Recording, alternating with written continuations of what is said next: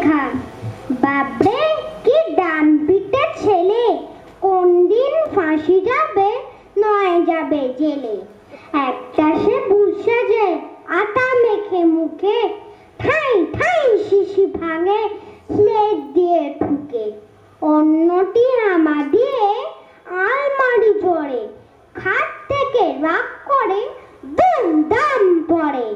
বাপরে কি ডান পিটে ছেলে, শিলনোড়া খেতে চায় দুধ ভাত ফেলে। একটা দাঁত নেই জিভ দিয়ে ঘষে, এক মনে মোমবাতি দেশলাই চষে।